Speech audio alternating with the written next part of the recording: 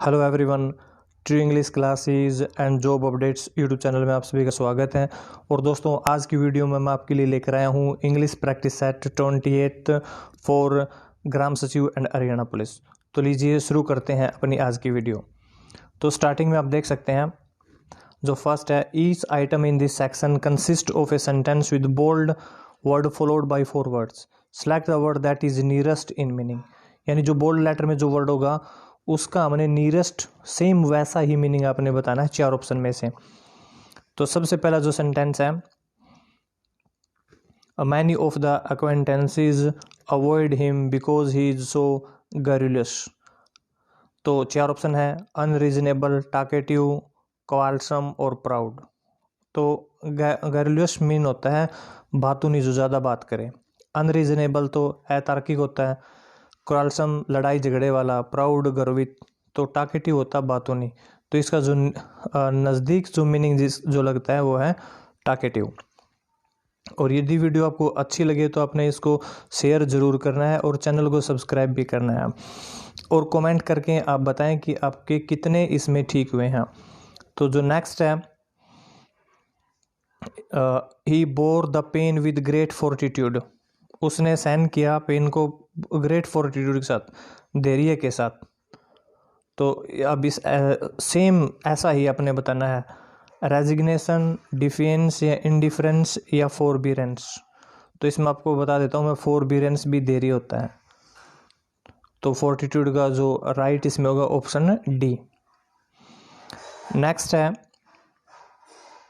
इसमें आपने करना है, इसमें ऑपोजिट बताना है। ठीक है, अब तो आपने नियरेस्ट इन मीनिंग बताया था, अब ऑपोजिट बताना है, विपरीतार्थक, उल्टा। तो ये है, he concealed his thoughts very clearly. Concealed होता छिपाना। ठीक है, तो रिवील्ड, ऑप्शन डी, रिवील्ड भी होता है छिपाना। एम्फेसाइड, जोर देना होता है। एक्सप्रेस, व्यक्त करना। नेक्स्ट है, the proposal was denounced by one and all. निंदा करना, जो प्रस्ताव था उसकी सभी ने निंदा की थी। 4 ऑप्शन है, अब इसका उल्टा हमने बताना है, रिनाउंस्ड, रिकमेंडेड, अनाउंस्ड या कमेंडेड। तो इसका जो राइट है वो है ऑप्शन डी, कमेंडेड। मतलब अब सभी ने उस चीज़ को कमेंडेड किया था, उसकी प्रशंसा की थी, अभी सारे उसके पक्ष में थे।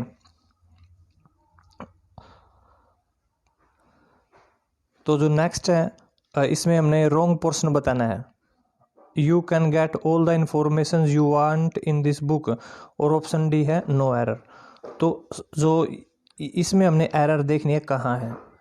तो you can get all the information, मैं आपको बता दूं भाई, इसका जो ये बी पार्ट है इसमें गलती है, क्योंकि इंफॉर्मेशन ऑलरेडी ये सिंगुलर भी यही है और प्लूरल भी यही है, यानी इसमें एस का यूज नहीं होगा।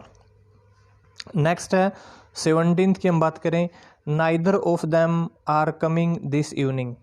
तो ये मैं आपको बता देना चाहता हूँ, यदि कोई नाइदर से शुरू होता है, neither of, each of, every of, one of, none of, इस प्रकार के वर्ड से कोई शुरू हो तो आगे जो हेल्पिंग वर्ब है वो सिंगुलर, यानी इज, एम आर में से इज, वाज वर्ब में से वर, हैज़ हैव में से हैज़ का यूज़ होता है। तो यहाँ पर इज का यूज़ होना चाहिए था, तो ये पार्ट इसमें गलत है। यदि हम नेक्स्ट की बात करें, ये भी ऐसा ही है, one of my brothers are helping me in my work. अभी मैंने ये बताया है कि कोई सेंटेंस नन ऑफ से शुरू होता है, नाइदर ऑफ से शुरू होता है, वन ऑफ से शुरू होता है, ईच ऑफ से शुरू होता है, एवरी ऑफ से शुरू होता है, तो यहाँ सिंगुलर माना जाता है। तो यहाँ भी ब्रदर्स भी हमने नहीं जाना है, नन हमने देखना है, तो यहाँ इज का यूज़ होगा। इसमें भी ये पार्ट गलत है। और जो एरर है वो हरियाणा पुलिस और ग्राम सचिव दोनों के लिए इम्पोर्टेंट है। नेक्स्ट जो क्वेश्चन है इस वीडियो में हम देखने जा रहे हैं, यहाँ इसमें देख सकते हैं आप, see dash the room and began to cry. Correct form इसमें हमने भरनी है, see dash the room and began to cry. तो मैं आपको बता दूंगा, इसमें 4 ऑप्शन है, was entering, had been entered, entered या एंटर।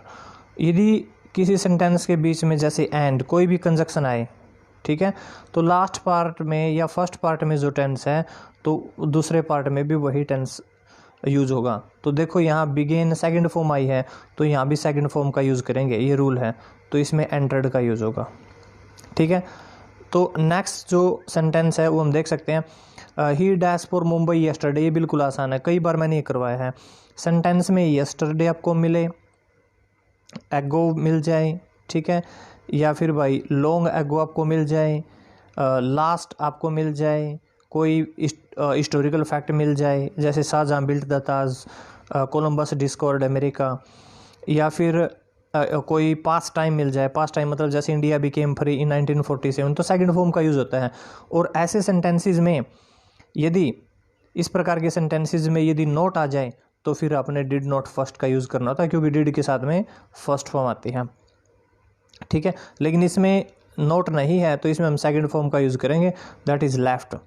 नेक्स्ट है, नेक्स्ट जो सेंटेंस है इसमें it's also from tenses, what dash with the books I gave you, ठीक है। तो इसमें 4 ऑप्शन है, हैव यू डन, तो आपने उन किताबों का क्या किया है जो मैंने आपको दी थी।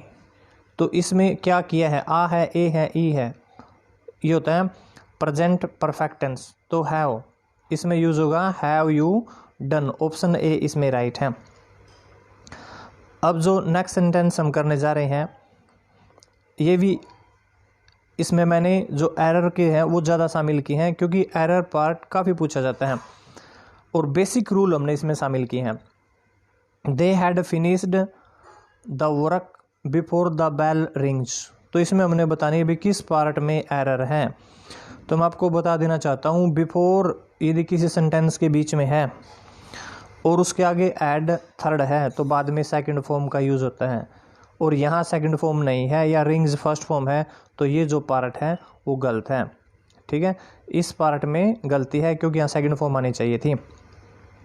नेक्स्ट है, I shall not attend the party unless I am invited. बहुत ही इंपॉर्टेंट रूल है, कई बार पूछा गया है, तो मैं ये समझा देना चाहता हूँ। यदि कंडीशनल सेंटेंस है और वो इफ से स्टार्ट है, यानी उसमें इफ़ है, कंडीशनल में इफ़ मिलेगा, या आपको अनलेस मिल जाए या आपको व्हेन मिल जाए, ठीक है, कंडीशनल सेंटेंस में, तो एक पार्ट में ये देखो फ्यूचर इंडेफिनेट टेंस का यूज़ होता है, तो जो दूसरा पार्ट है उसमें प्रेजेंट इंडेफिनेट का यूज़ होता है। इसमें प्रेजेंट इंडेफिनेट नहीं है, क्योंकि प्रेजेंट इंडेफिनेट में इज़ का यूज़ नहीं होगा, फर्स्ट फॉर्म का यूज़ होगा। तो यहाँ देखें, मैं दोबारा बता देता हूँ, यहाँ तो एक पार्ट में फ्यूचर इंडेफिनेट, और जिस पार्ट में जो कंजक्शन लगा हुआ है उस पार्ट में प्रेजेंट इंडेफिनेट फर्स्ट फॉर्म का यूज़ होगा। तो यहाँ पर ये होना चाहिए था unless I invite, unless I invite, तो ये पार्ट इसमें गलत है। नेक्स्ट की बात करें, he will help you if he, अभी देखो अभी हमने इसकी बात की है, तो इसमें तो आप देखें फ्यूचर है तो इसमें प्रेजेंट होगा, तो यहाँ कुड नहीं हो सकता, यहाँ पर कैन का यूज़ होगा, क्योंकि यही वर्ब के मेन वर्ब के तौर पे यूज़ हुआ है, तो यहाँ पर कैन का यूज़ होगा। If he can, neither the students, आसान है ये, कई बार मैंने बताया कि भाई नाइदर है, नाइदर आपको मिले तो उसके साथ में नोर आता है, कई बार बताए हैं। आइदर के साथ में और आता है, नो सुंदर के साथ में देन आता है, आर्डली और स्केचली के साथ में वैन आता है। तो इसमें हम देखेंगे भाई इसमें नाइदर के साथ में नोर तो नहीं दिया गया है, neither the students NOR the teacher होना चाहिए था, तो ये पार्ट गलत है, इसमें नोर नहीं है। अब इसमें देखेंगे नेक्स्ट में, नेक्स्ट पार्ट सेंटेंस देखेंगे, each and every boy of the class was present there, ये तो बिल्कुल सही है, लेकिन ईच एंड एवरी की जगह ये होना था each boy, each boy of the class, तो ये ईच एंड एवरी नहीं होता, each boy of the class, तो इस पार्ट में इसमें गलती है। कुछ सेंटेंसेस और हम देखने जा रहे हैं, ये भी टेंस से लिए गए हैं, क्योंकि टेंस भी काफ़ी पूछा जाता है।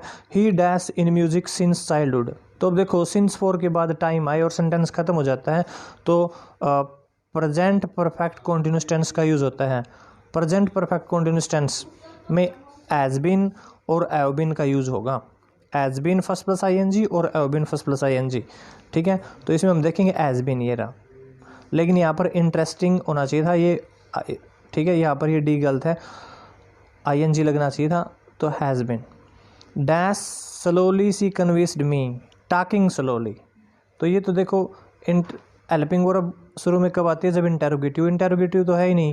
टाक्ड स्लोली सी कन्विंस मी नो, तो इसमें होगा टाकिंग स्लोली, धीरे धीरे बातें करें उसे कन्विंस किया। तो इसमें ऑप्शन डी राइट है। नेक्स्ट की बात करें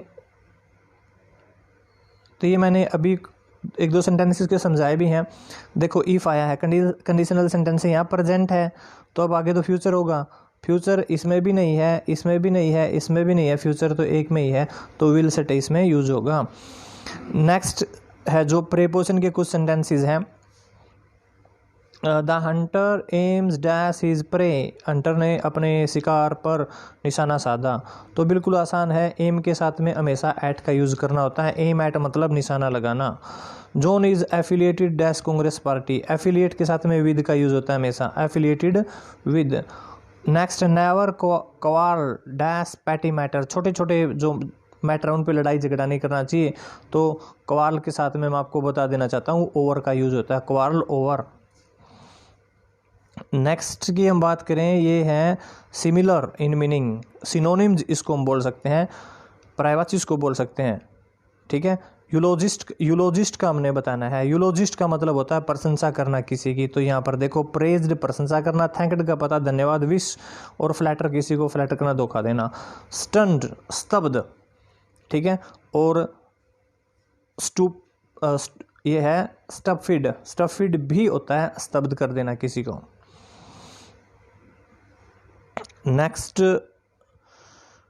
ये क्वेश्चन मैंने आपको करवा दिया है। तो ये टोटल 20 सेंटेंस मैं आपके लिए इसमें लेकर आया था, और मैंने कोशिश की भी उसी प्रकार के सेंटेंसेस इसमें इंक्लूड किए जाएं जो कि आपके लिए इम्पोर्टेंट होते हैं, और ताकि आप अपनी परफॉर्मेंस को जज कर सकें कि भाई आप एट प्रेजेंट कहाँ पर आपकी परफॉर्मेंस है और कितनी इंप्रूवमेंट की ज़रूरत है। तो सभी दोस्तों से रिक्वेस्ट है, वीडियो को आपने ज़्यादा से ज़्यादा शेयर करना है, क्योंकि हमने जो इंग्लिश प्रैक्टिस सेट है वो काफ़ी लंबे टाइम से शुरू कर दिया, मतलब 28 प्रैक्टिस सेट हम ऑलरेडी अपलोड कर चुके हैं। तो वीडियो को ज़्यादा से ज़्यादा शेयर करना है और चैनल को सब्सक्राइब भी करना है, और अपना प्यार और सपोर्ट इसी तरीके से बनाए रखिएगा। Thanks for watching, thank you, good bye.